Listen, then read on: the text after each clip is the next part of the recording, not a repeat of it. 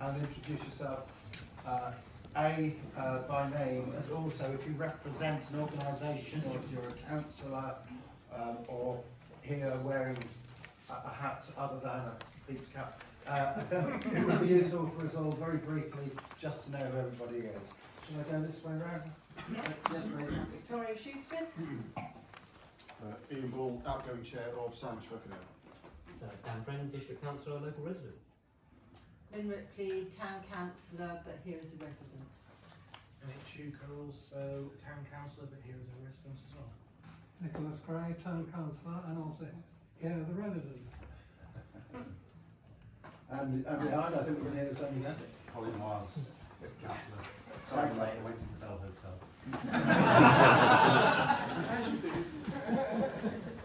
Jack Humphreys, manager of the waiting room, town resident. Richard George, resident. Mark Morehouse, Sandwich Town Councillor, Dover District Councillor, former chairman of the Sandwich Festival and current vice chairman of the Sandwich Hot Bird Swimming Association. I should be organising a weekend next year. I'm George. I'm here partly as a resident, but I also chair Sandwich in Bloom and I'm secretary to Sandwich Town Team. Do you govern resident? Me, Councillor Dimmery, also the chairman for Sandwich Community Lights and former chairman of Folk and Hour Festival, Sandwich Festival. Harry Sampson, I'm taking the minutes today. Jack Shepherd, event volunteer and resident. Clive, and I'm one of the marshals. Edward Beach, District Councillor, just here as an observer today. Stays as their district councillor, observing. Hi everyone, I'm Jamie Powell, District Councillor. Jeffrey Lothman, District Councillor and ex-Sandwich Arts Week. David Silk, what am I on? Most sensible. On the committee is Sandwich in Bloom, Sandwich Salutes the 40s, Lights. Christmas Lights, Bell Captain, St Mary's Volunteer. And most of you know me, but those who don't, I'm Kelly Green and I'm on behalf of Dover District Council and the Town Centre Manager. Hi, Simon Hallett, Councillor, also Parish Councillor in Woodensborough, currently chairing Sandwich Salutes, also involved with Sandwich Lights, and I have a trailer. Hi there, I'm Councillor Paul Carter, currently Mayor of the town, and I'm not here in any official capacity tonight like that. I have been on almost all of the events committees previously, and I was one of the very first people who set up SCEA many years ago, along with Mark and Steve. Abby Taylor, I feel like a very much newbie now. I'm the incoming chair for next year's Sandwich Festival. Christine McLean, just community volunteer. I'm Peg the Fifth. I'm a local resident and I've been on the 50s, the 40s, the Folk and Hour festivals.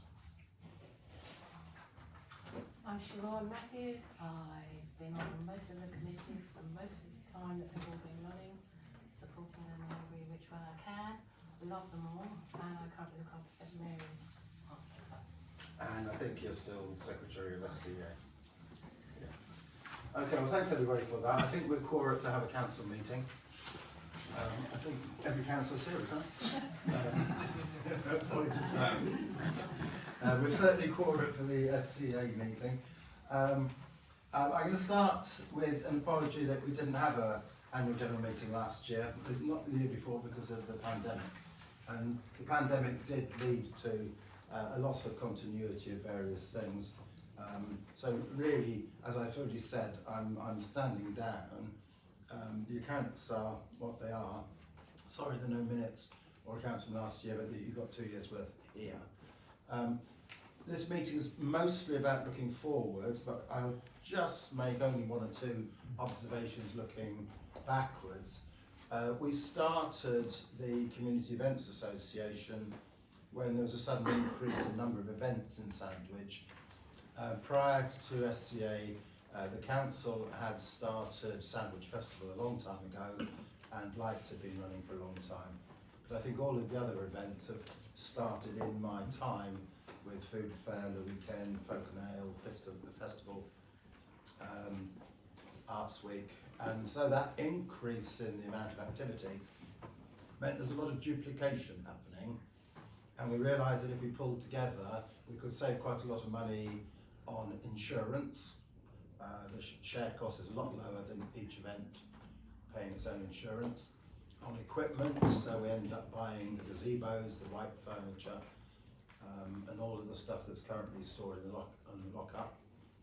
Road closures used to cost £300 a day for a contractor to come and put out a red sign saying road closed. And by getting a couple of us trained, we were then certified to do it ourselves, and we've been able to, through cascade training, carry on doing that. So they're just examples of economies of scale.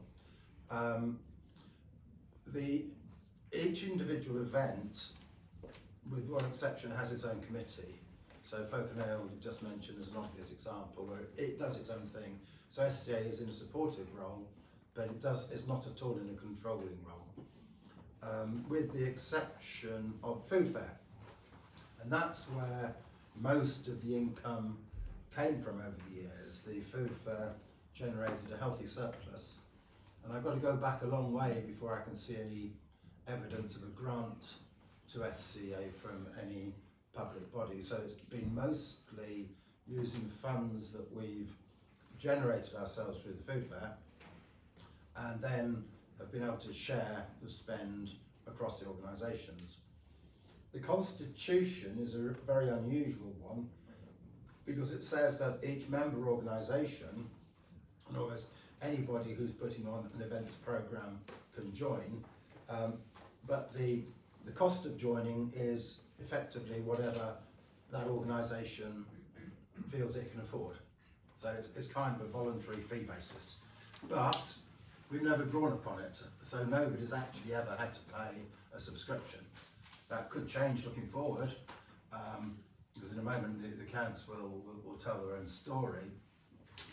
But unless the Food Fair is resurrected, there is currently no real source of income.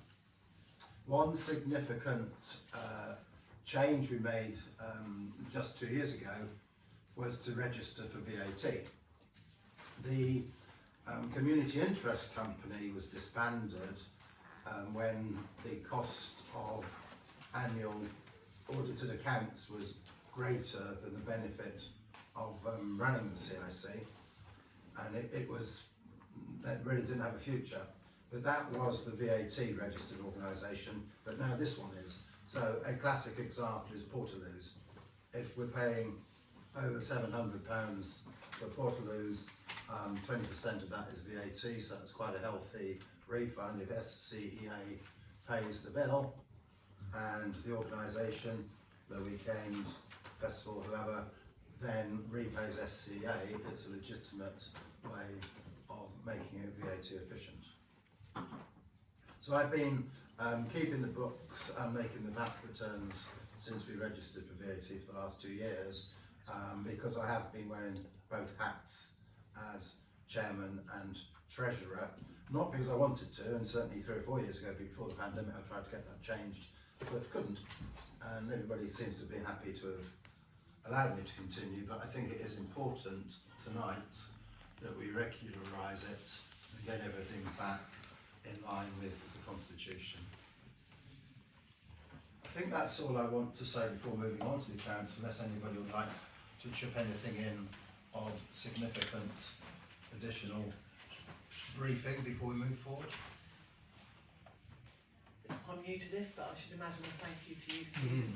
Yeah, I'd like to say thank you. Yeah, and I've got a little speech I'd like to Which I don't know about.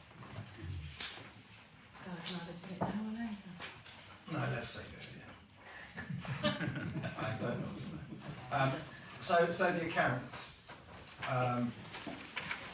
It's very important that the accounts match the bank statement, which they do. I meant to bring it with me. But whoever takes over whatever capacity, you'll see that the accounts do balance exactly to the bank statement. Now the income is virtually nothing. It's almost a rounding figure on running certain events, especially for other organisations and helping them, and running the bar. Recently, Pete Lefebvre has been running the bar for on behalf of the 50s and keeping most of the surplus. But if I pass it over as a round figure, a small amount of change stayed with us at SCEA. But as I said, moving forward, there is no real source of income unless or until either somebody resurrects the food fair or organisations pay a subscription. So the expenditure, insurance I mentioned as being important, that's just over £1,000 a year. I think if each organisation paid their own insurance, it would be not quite double that, but probably 60-70% more than that. We haven't spent an awful lot on equipment recently, but the big spend all those years ago, I mean, of the 80 white chairs we bought, I think we still got 72, which is not bad after all those years. The tables we topped up, gazebos. In the early days, we found that lightweight gazebos were cheap but didn't last very long, so we invested in more sturdy ones. They're showing signs of age now, but we've still got 10 very usable ones, and lots of bits of equipment and pieces and lights and cables and all sorts. Unfortunately, the food fair last year was a bit of a disaster. We discovered at very short notice stalls hadn't been booked. The event was a mess, and at very short notice, with some embarrassment, we just put on a little bit of music and cobbled together a few stalls, but it was poor and it cost us money. But the one thing we have been able to do in the last 2 years is help the 50s get established with some grant funding in line with our constitution. That's what we're here to do.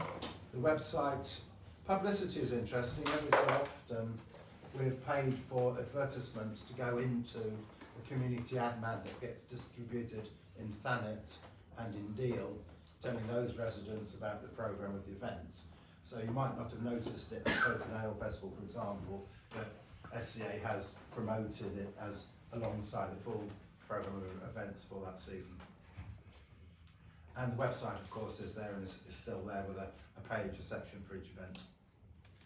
Flags and bunting, 2 lots of spend with Hampshire flags and one with John Vanderdahl, adds up to £800. We bought the Zoom licence when we needed to because of the pandemic.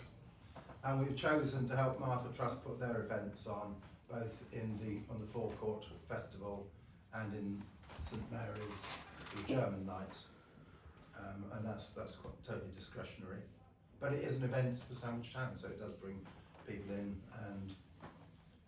And we paid to have the grass cut at Cowley's last year, but the council has done this year, so that's a one-off one.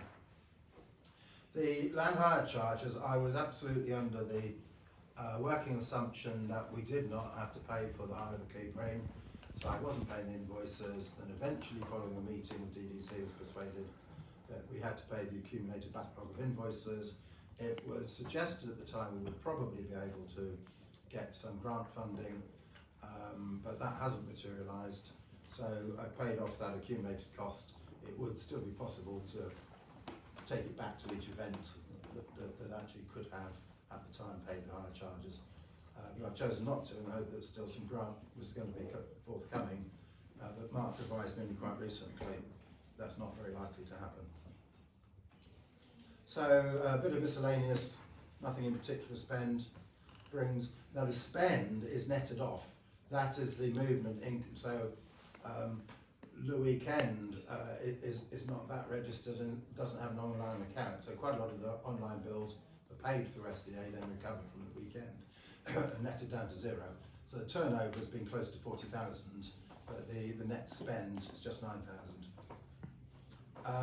So that gives us an expenditure.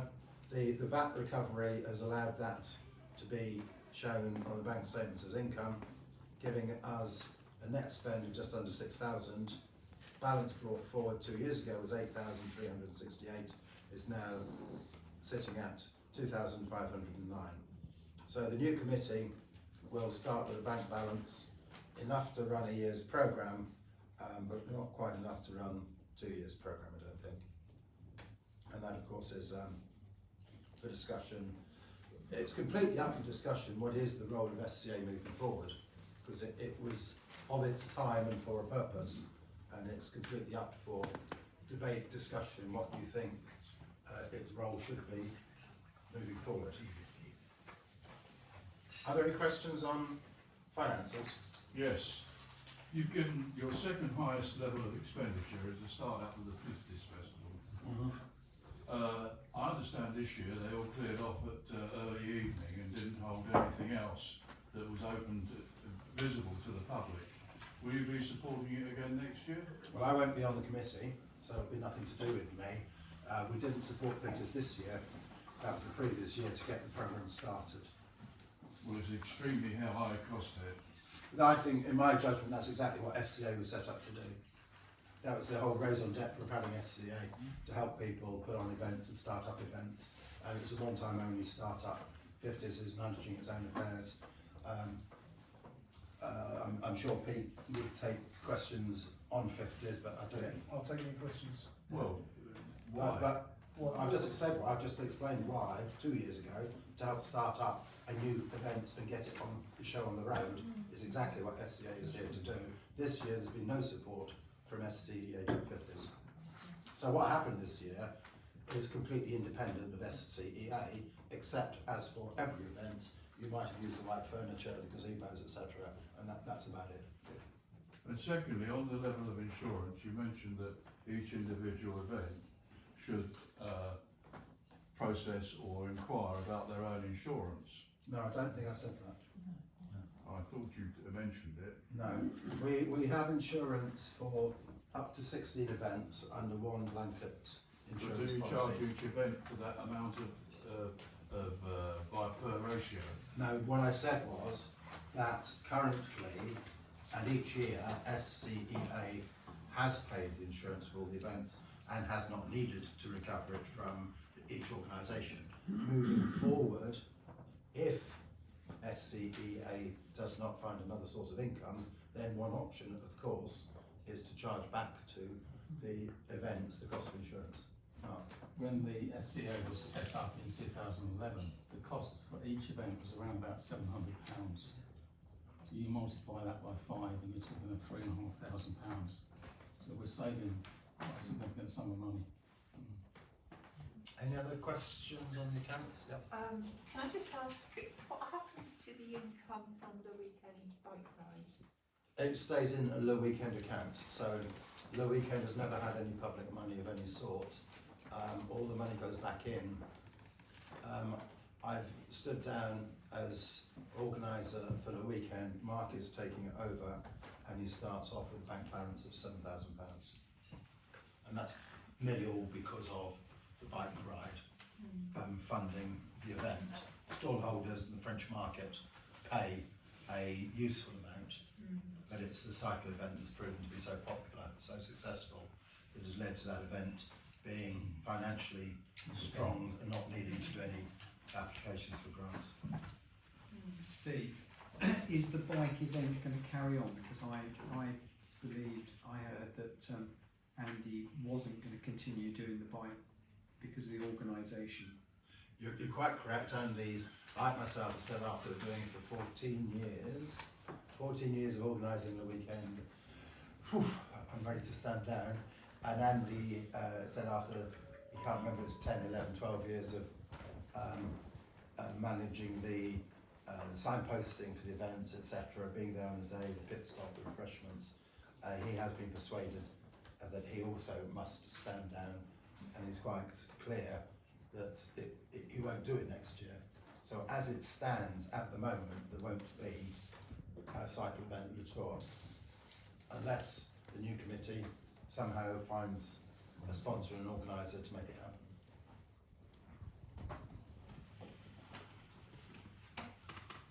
Any other questions? If I can make a quick comment. As the outgoing chair of Sandwich Folk and Ale, support provided by SCA was absolutely critical this year. Without, as Mark alluded to, if they pay for our own insurance or indeed other things which SCA provides, events like ours, we really struggle to continue. So long may that continue for the foreseeable future. Yeah, good. Thank you. Thank you for that positive comment. Right, we now move on to the interesting part of election of officers, and the Constitution has chair, secretary, treasurer, and between 2 and 5 committee members. It kind of goes without saying that each event can join a SCA input and meetings, but if there's more than one nomination for any of these officer positions, I will actually ask you to make a little slip and write a name on it. Could I have a nomination for somebody to take over as chair, please? I'd like to nominate Mark Morehouse, please. Anybody like to second that? No. So Mark's been nominated and seconded. I'd like to nominate Jack Shepherd. Would anybody like to second? I'll second. Second. Are there any other nominations? Okay, if that makes it nice, straight 2-horse race. So all I'm going to ask you to do is get yourself a little slip of paper, and one of the easiest ways to tear off a piece off the bottom of one of these sheets.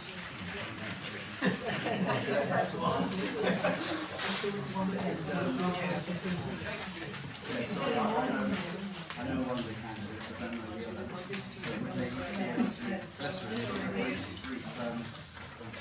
Yeah, I don't see why not. Well, if we take up that suggestion before you write a name and vote, if each candidate would like to have 6 or 7 sentences on how you see SCEA, how you would approach it, and why you think you are the person for the job. Mark, would you like to go first? Yes. So, as far as the SCEA is concerned, I was the original secretary. Can you listen up, please? Sorry, could we have a bit of order, please? Yeah. So, as far as the SCEA is concerned, I was the first secretary, and I was secretary from 2011 to 2015, overseeing the events and assisting Steve as chairman. I fully recognise the importance of the SCEA in saving finances for the different individual events. I also have experience of running an event. I used to run the Sandwich Festival for 6 years when it was a week-long event back in those days. I volunteered at more or less every event that's ever happened in the town. I really think I've got anything more to say than that. No, that's what we think about. Jack.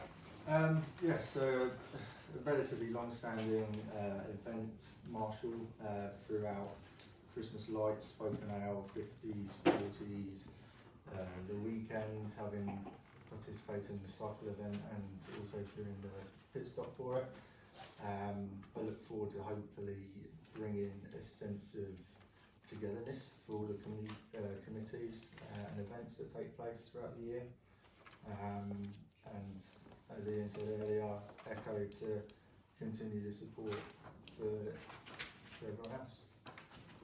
Thank you. Okay, if you'd like to write your name, and then let's have them. We have a dearth of pen.